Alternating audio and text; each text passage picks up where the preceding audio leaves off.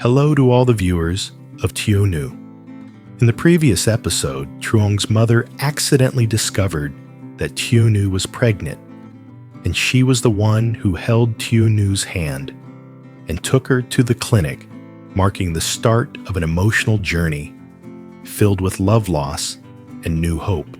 But in the next episode, things don't stop there. Truong's mother will go shopping with Tieu for baby clothes, choosing the very first maternity dresses. And in every glance between them, there's something deeper, as if another secret is slowly coming to light. What could Tieu be hiding, something even Truong's mother doesn't know yet? And Truong, the man she's been waiting for, will he return in time to welcome their child into the world? Don't forget to like and subscribe to see the next episode where the truth begins to unfold and love stands at a crossroads no one could have imagined. That afternoon, after leaving the clinic, the golden sunlight slanted across the small rooftops along the street.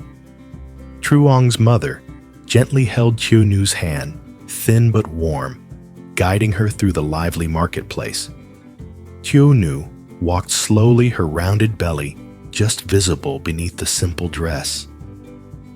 Her steps were heavy, yet her heart somehow felt lighter. The market buzzed with life vendors calling out people, laughing, the scent of ripe fruit blending with the smell of new fabric. It was a warm, living rhythm, so different from the quiet and loneliness that had filled her days before. After a while, Truong's mother stopped in front of a small shop filled with colorful baby clothes.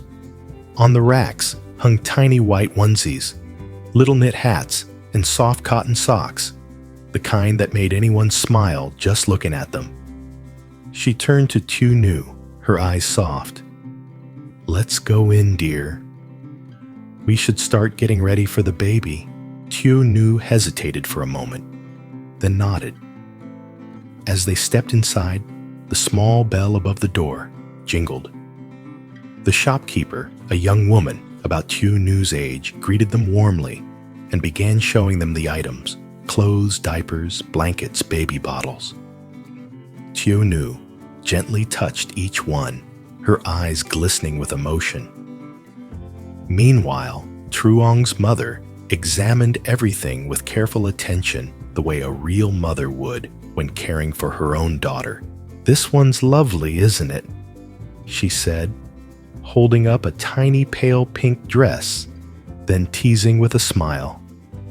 "I wonder if my grandchild will be a boy or a girl. But I do hope it's a girl as pretty as her mother." Tieu blushed and lowered her head with a shy smile. She didn't say anything, but inside a strange warmth bloomed. For so long, she had lived with emptiness and longing. But now, the gentle touch of Truong's mother's hand made her feel cared for, truly cared for in a way she hadn't felt in a long time. They kept browsing. Truong's mother picked out soft cotton tops and tiny hats, while Tieu added a few bibs and towels. Sometimes the older woman asked for her opinion. Other times she decided on her own. "This one's really good. It's soft cotton, perfect for a baby's skin." Tieu just nodded, her eyes shining with quiet gratitude. When they were done, they brought everything to the counter. The shopkeeper folded each item carefully into paper bags, as if wrapping up the small joys shared between these two women. Truong's mother paid, then turned to Tieu and gently squeezed her hand. "Well, that's all set. When Truong comes home and sees this, he'll be so happy." The words made Tieu's heart sink for a moment, but she managed a small smile. "Yes, I think he'll love it." As they stepped out of the shop, the afternoon light cast a soft glow over their two figures, a mother and her daughter-in-law, carrying bags full of baby clothes that seemed lighter than air. Truong's mother smiled, her eyes brighter than ever. She placed a tender hand over Tieu belly and said softly, "You'll see. This baby will be the greatest joy of your life. It'll make you stronger, and it'll be the reason Truong finds his way back to you." After buying all the baby clothes, Truong's mother and Tieu walked over to a maternity boutique at the corner of the market. Outside, rows of loose dresses and soft cotton tops in gentle pastel shades swayed slightly in the breeze. The smell of new fabric mixed with the afternoon air, bringing a warm feminine feeling. "Come on in, dear Truong's," Mother said softly, placing a gentle hand on Tieu's shoulder. A little shy Tieu followed her inside. The shop was small, but tidy and bright. Maternity dresses hung neatly in rows, soft pink, beige, sky blue, all light and tender, like the calm days leading up to motherhood. "Come look at this one," the older woman said, pointing at a linen dress with tiny embroidered flowers. "Yes, it's beautiful," Tieu replied, touching the fabric gently. "This style's lovely, isn't it? It's light and comfortable."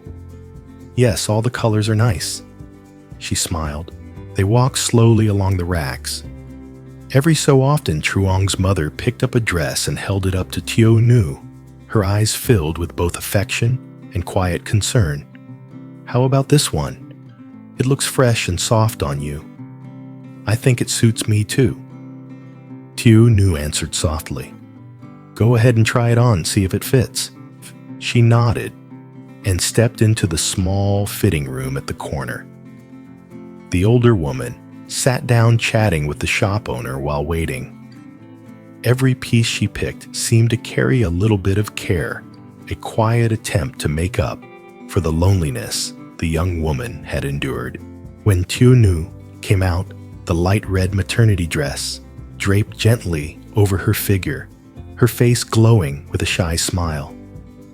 "Oh, you look lovely, dear," Truong's mother exclaimed with joy.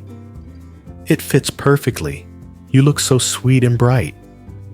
Tieu smiled, smoothing the hem. "It's really comfortable, ma'am." "Then let's take this one." "Yes, okay. But pick one or two more just to have some to change into." "Oh, it's fine. I still have one at home, the one Truong bought for me before he left." The air grew quiet for a moment. Truong's mother lifted her eyes, and for a brief second, sadness flickered in them. She smiled faintly, her voice soft, but a little unsteady. "All right then, just one more, okay? I'm sure Truong would want you to be comfortable." Tieu lowered her head and nodded. "Yes, thank you." The shop owner came over, folding the dress neatly into a paper bag. "It looks great on you. Such a beautiful mom to be," she said cheerfully. Truong's mother laughed. "She's always been pretty. She just hides away at home too much." They both laughed, their voices light and clear, brushing away the heaviness in the air for a brief moment. Truong's mother paid for the clothes and handed the bag to Tieu.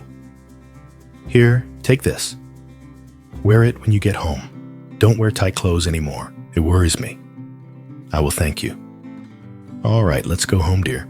As they stepped out, the little bell above the door chimed again. Each woman carried a small paper bag, yet their hearts felt full, warm, and quietly happy. Inside the car, the atmosphere between Truong's mother and Tieu was calm and warm, like a gentle conversation between two family members who truly cared for each other. The autumn breeze slipped in through the half-open window, carrying the scent of grass and dry leaves. It's almost time to pick up Dewey, isn't it? Truong's mother glanced at her watch. Yes, almost, Mom. Tieu Nu replied softly. Perfect. We'll get there right on time. The older woman smiled kindly, then turned to ask, How's the shed coming along at home? The carpenter's almost done, ma'am. Just needs to finish the railing and the door. That's good to hear. But you shouldn't go to the site too often, dear. You're pregnant. Let them handle it. Tieu Nu smiled gently. I still feel fine, ma'am. Staying home all day makes me restless. You can't be careless now.